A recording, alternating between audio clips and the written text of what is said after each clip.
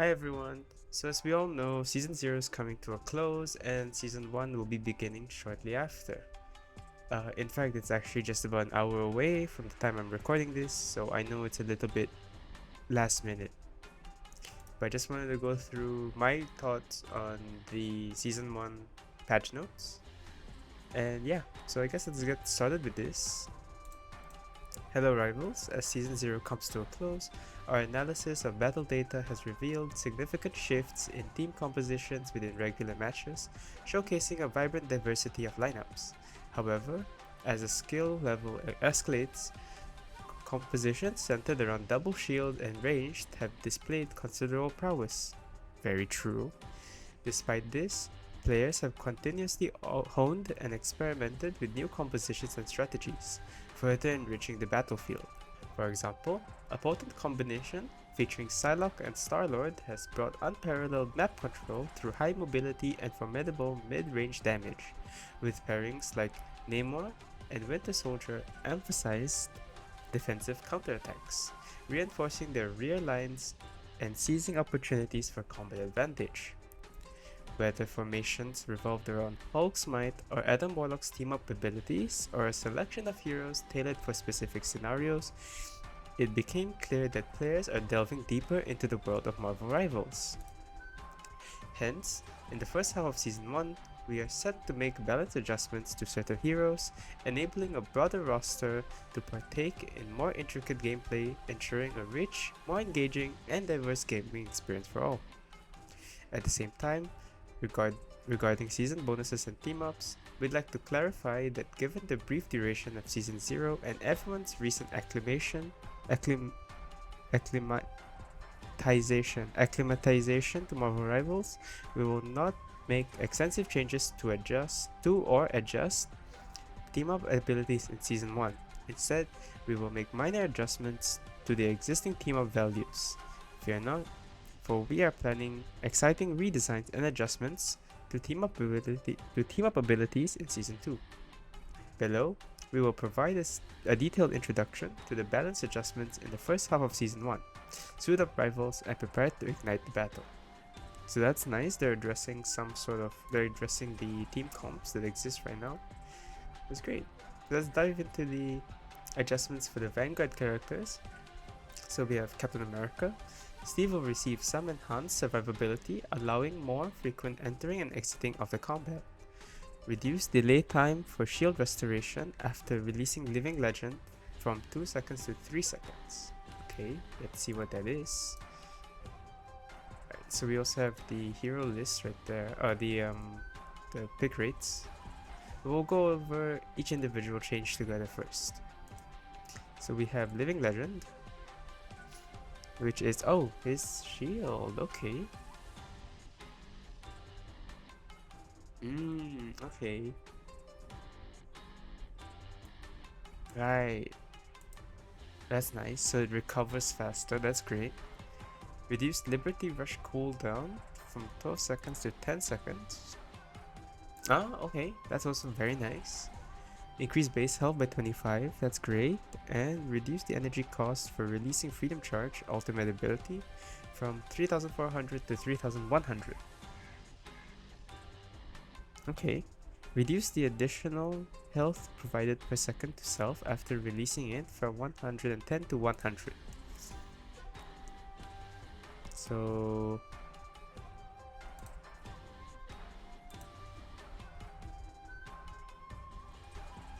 okay, that makes sense. So that's nice. We're getting a reduced alt cost, so he should be getting his ult back faster, but he's getting his healing reduced. Okay, I can work with that. Next up, we have Doctor Strange. We'll be reducing the threat range and increasing the defense window for the Sorcerer Supreme. Added damage fall off to Maelstrom of Madness and Gamma Maelstrom. This should be his E, starting at 5 meters and reducing to 70% at 8 meters. Okay. Slightly decrease the shield value recovery rate after releasing Shield of the Seraphim from 80 per second to 70 per second. Okay.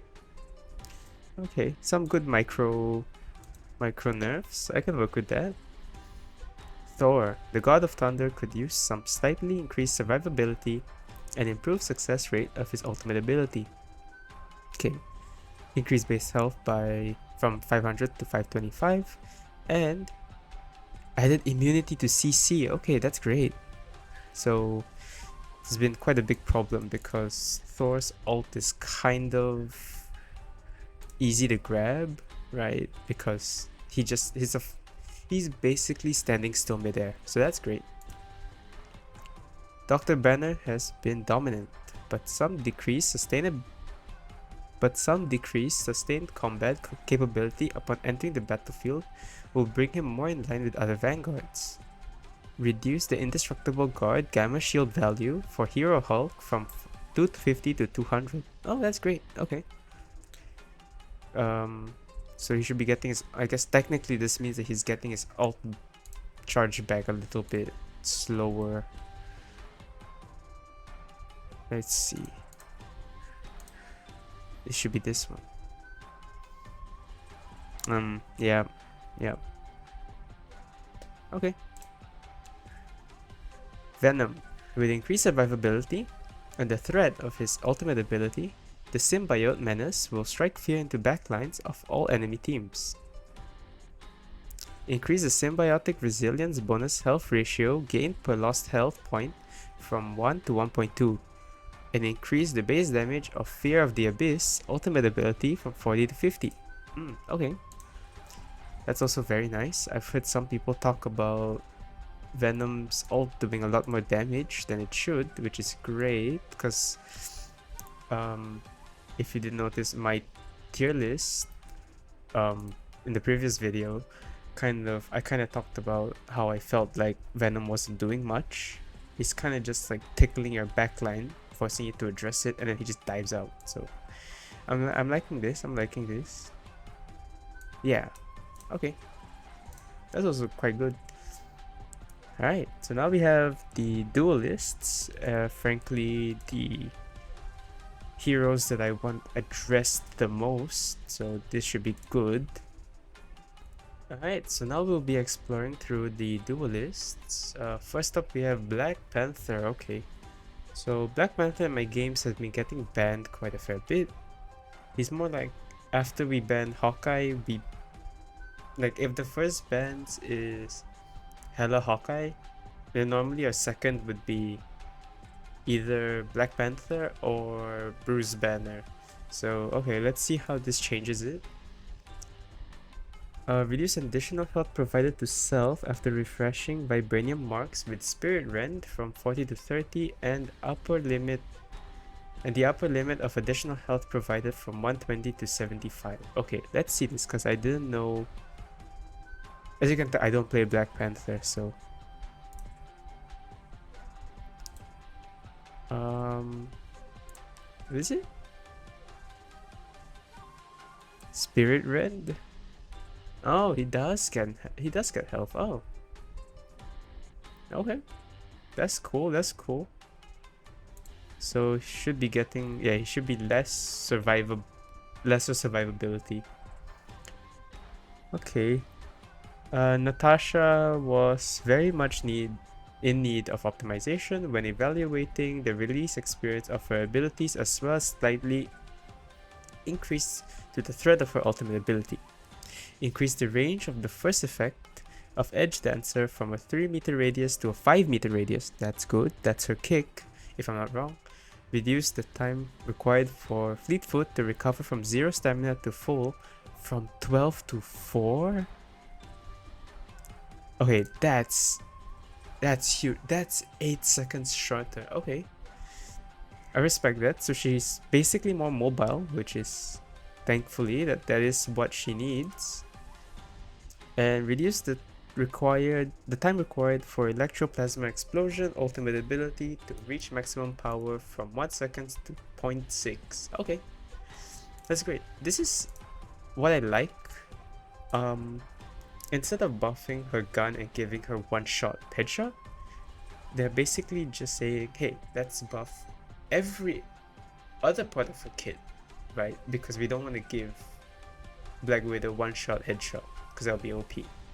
So that's nice that they're balancing. And to be fair, her ult is kind of a little bit not so good. So I'm glad they're buffing her. Okay. Hawkeye, please be a good one. We'll be decreasing the medium-long range damage capability, reducing the threatening combat radius, and slightly improving the close combat resistance of the Avenging Archer. Slightly reduce the spread angle between every 2 blast arrows. Reduce the triggering distance of passive ability Archer Focus from 60 to 40 meters. Reduce the maximum additional damage of the passive from 80 to 70. Okay, so they're kind of buffing his blast arrows and nerfing his passive, which is good because his passive is very problematic. Like, it charges up really fast, and this was what I've been like trying to pitch to myself. Like, this is what I was always talking about. It's like, this will be a good Hawkeye change, which is make the passive decay faster, or like just something about the passive. The passive is a really big problem because I feel like you barely have to charge up your passive, which is insane. So I'm glad they're doing this. I'm happy. I think this is a good, this is a step in a good direction for Hawkeye. Okay, Hela, please be a good one. The Goddess of Death has been a menace and will slightly decreasing her combat strength. Okay, so we're just getting a reduction in health. I've heard about this. When I first saw it, frankly, I was a little bit worried because it's like, you know, it's kind of just like a health. It's kind of just like a health decrease. You know what I mean? But I have heard that now that she's at 250, Black Panther players should be able to dive her a little bit easier, which is okay. I'll take that. You know, if we don't ban Hela, then at least we can just get like a, and I guess Spider-Man can also just like do like a dive on her now, which is great. So yay, that's good. I first I didn't really think that the 25 health decrease was significant, but you know, I'm not really thinking my brain, so alright, I'm looking forward to it. Next we have Magic. The Queen of Limbo needed an increase to her threat after unleashing her ultimate ability. Increase Umbral incursion damage in Dark Child form from 115 to 135. Okay, let me fact check myself on this knowledge. Umbral incursion, oh, that's the E, okay. So the E is getting a damage buff. Alright, good, that's a 20 damage buff, that's great. Moon Knight, the Hand of Khonshu will receive a slight increase to the threat of his ultimate ability. Increase the number of talents generated by Hand of Khonshu ultimate ability from 10 to 14. Oh, okay. Let me just check the stats for this. Oh, 70. That's an extra 150 damage. Wait, no, that's more. That's an extra 300 damage. Oh, that's great then. Oh, that's kind of good. Wow, Moon Knight buff. And the explosion radius gets increased from 4 meters to 5. That's okay. Moon Knight's ult might be good now. A lot of people would, to be fair, Moon Knight's ult is only good when like the enemy is like stuck somewhere, which is not a lot. So, hey, appreciate it. I'm freaking happy for Moon Knight. Alright, Namor, or Namor. We're optimizing the throwing field of Namor's eggs. Adjust the throwing field of Monstro spawn and Frozen spawn. Now, Namor can more accurately throw them to their desired location. Okay. Good quality of life change for Namor. Okay. We'll be providing more options for other heroes to counter the Demon Slayer's ultimate. Now, Dance of the Butterfly ultimate ability will check for barriers, including Magneto's Metal Bulwark, Hulk's Indestructible Guard, and etc. Okay. So I'm assuming before this happened, Psylocke used to just damage you through barriers? Interesting. I never knew about this, so forgive me. But that's interesting. Punisher, we're slightly increasing the damage capability of Frank's weapons. Slightly reduce the spread of deliverance and adjudication. So this should be his, this should be self-explanatory. This should be his AR and his shotgun, right? Yep. Okay. Scarlet Witch, we're increasing Wanda's combat strength when she's facing duelists or strategists. Increase chaos controls fixed damage from 50 per second to 60 per second. So this should be the left click. Yes, it is. Okay. Reduce the percentage damage per second from 5% to 3%. Increase. I'm not gonna try to pronounce that. Burst projectile damage. Right click projectile damage from 30 to 35. Okay. I didn't know that it did a. Oh, what? I did not know that it did a percentage. I did not know that it did a percentage damage. The more you know. Wow. Another. I didn't know we had another Wolverine. I didn't know she was like Wolverine. Interesting. Okay. But they're basically buffing her fixed damage. So she's basically gonna be weaker against Vanguards, which is fine. Oh, Storm. So if you didn't notice, in my tier lists previously, I ranked Storm pretty far down. Not to say that she's bad, but to say that people don't really know her potential. And yeah, I've been saying she needs a few buffs. I think she needs a little bit of juice. And wow, I'm looking at this right now. This is a lot of juice. The Weather Witch needed an overall increase to her damage capability. We're also optimizing the feel of her left click projectile and the release experience of her ultimate ability. Increase wind blade projectile speed from 100 meters a second to 150 meters per second, and left click damage from 50 to 55. Nice. This is what I was talking about with her left clicks. Before I was like, okay, well, I was like, Storm really needed, if she's not gonna get anything relating to movement speed, they need to make the left clicks a little bit better, because she's just like a sitting duck in the sky, right? So that's great. I initially proposed that it should be a hit scan, but an increase in 50 meters per second is pretty good, and an increase in damage, so I'm not complaining right now. And they're also increasing the bolt rush damage from 70 to 80. This should be the right click. Let me just fact check myself. Yes, it is. That's good too. After releasing Omega Hurricane, the bonus health provided for herself will be increased from 350 to 450. Moreover, following its conclusion, the extra health will no longer vanish instantly, but will instead diminish at the rate of 100 per second. This is also another thing I was talking about, was that after you ult Storm, it feels like you can't really survive. And I'm really glad they're adding this, because oh man, I'm about to play some more Storm. Squirrel Girl. We're increasing the threat of Doreen and her furry friends in their ultimate ability. Addition of a new effect to the unbeatable Squirrel Tsunami. The squirrels will rush towards the nearest enemy after bouncing instead of bouncing randomly. And reduce the Squirrel Tsunami health from 600 to 300. That's nice. If anything, Squirrel Girl is super deadly in very narrow maps, in narrow hallways, like in a small room. And now this is great that they're gonna rush to the nearest enemy. I love that, because sometimes I whiff with Squirrel Girl's ultimate, and they just go like God knows where. I don't even know where they go. So hey, I'm happy for that change. That change makes me happy.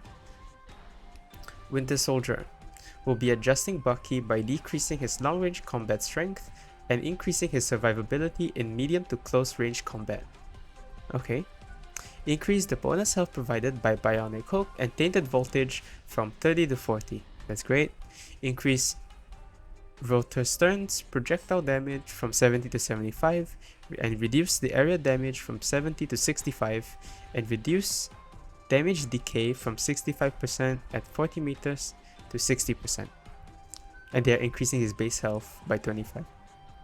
Alright, good enough for me. His left click gets more damage, his AoE gets reduced, and there's more. Was this more decay? Oh no, there's lesser decay. Okay. And they're giving him more health for using his abilities. Okay, that's great. Wolverine. Logan will receive an increase to basic combat strength, but a slight decrease to the additional survivability after activating Undying Animal. Okay. This is a pretty good balance, I'd say. I mean, it's a good enough of a buff and a pretty good balance. So it's like they're increasing his health, but now he'll be receiving lesser damage reduction from his E. Okay, that's also pretty good. I think I can respect that decision. Moving on, we have the final well, last but not least, I think there's one more category after this. Alright, we have the Strategists. We have Cloak and Dagger. Ty and Tandy will receive an increase into their healing capability, as well as an expansion to their coverage area of their ultimate ability. Reduce Dagger's storm cooldown from 15 seconds to 12 seconds, and increase the number of dashes in Eternal Bond from 3 to 4. Nice! Honestly, that's great. That makes Cloak and Dagger so good. Now I don't even think they can die in their ultimate. Like, no way. We'll be adjusting the range. Okay, so next we have Jeff Landshark. Will be adjusting the range of for his ultimate ability, so it now better fits the warning marker. In addition, we'll be increasing his healing capability. Okay. Oh, thank goodness. They're nerfing the rate. They're nerfing the height by 5 meters. So needed. So needed. Jeff is so annoying. I'm in the sky as Iron Man and somehow he grabs me. And they're increasing his healing from his like beam heal by 10 per second, which is also really nice. Okay, no complaints from there. I think Jeff is now slightly gonna be more viable. Minus the nerf to his ult, so yay! Luna Snow. While we've enjoyed her dropping the base, we've made adjustments to Luna's ultimate ability to prevent players from abusing its healing capabilities. Yes. Oh my goodness. Sometimes when a Luna does that, hey look, I appreciate it, right? It's a healing boost and a damage boost, but oh my god, I can't see a thing. I cannot see a thing. I'm so blind. I get blinded. It's a flashbang, so that's nice. So this shouldn't be viable anymore to do that scroll wheel. Mantis. We'll be making Mantis a bit less fleet-footed, reducing her roaming support capability. Reduce Nature's Favor movement boost from 2.5 to 1.5. That's pretty huge. So I won't be able to run as much now, but okay. I'm surprised there isn't a nerf to their healing, but to their ults, but okay. Well, I'll deal with it. Rocket Raccoon. Rocket could use an enhancement to his healing capability. Yes! Yes! I'm happy. I played a lot of Rocket Raccoon. I think Rocket Raccoon is like pretty good. And also on my tier list, I ranked him pretty low because of his healing capabilities. So I'm glad they're buffing it. Okay, so this should be the last category. Yes. So this is the team up capabilities. Okay. Hawkeye Black Widow. To further tone down Hawkeye's oppression, we'll be reducing his seasonal buff. Good. I see this one. Much like Hawkeye, Hela's overwhelming power will be receiving a slight reduction. Good. What? Will be increasing the threat of Namor's frozen spawn. Increase frozen spawn damage from 25 to 27. Increase spawn slowing effect from 25 to 30. And increase Berserk State frozen spawn damage from 16 to 18. Okay. Wow. So Namor's huge now. Namor's gonna be like a pick. People might start banning Namor. One of Rocket's best tools. Okay, reduce the cooldown of ammo invention from 45 to 40. Very nice. Rocket Raccoon is so much more viable now. I might put him up a tier. A bit underwhelming. The damage capability of this father-daughter team-up ability will be enhanced. Okay, increase metallic fusion projectile damage from 50 to 55 to 60. And dispel field damage from 30 to 35. Okay. We'll be enhancing the damage capability of Storm. Okay. Charge Gale cooldown from 20 to 15. Increase damage from 50 to 55. Yes! So this is another thing I complained about Storm, which is we'll be enhancing the damage capability of Storm's side of this team up ability. Reduce the cooldown of Charge Gale from 20 seconds to 15 seconds and increase the damage of Charge Gale from 50 to 55. Okay. So if you watched, okay, I don't think I mentioned this on my tier list video, but this is what I've been saying is that why do I have to wait 20 seconds just for a 50 damage chain lightning? I never understood it. 20 seconds is so egregious. I propose that it should be reduced to like 12 or 13 seconds. 15 is great. I think 15 is nice, and I'm glad that they're giving a damage increase to 55. So honestly, I'm pretty happy about this patch notes. I look very much forward to season 1, and I hope everyone else does too. I'll be streaming in a little bit, so hey, I hope everyone had a nice day, and I hope you enjoyed this video, and I'll see you guys in season 1.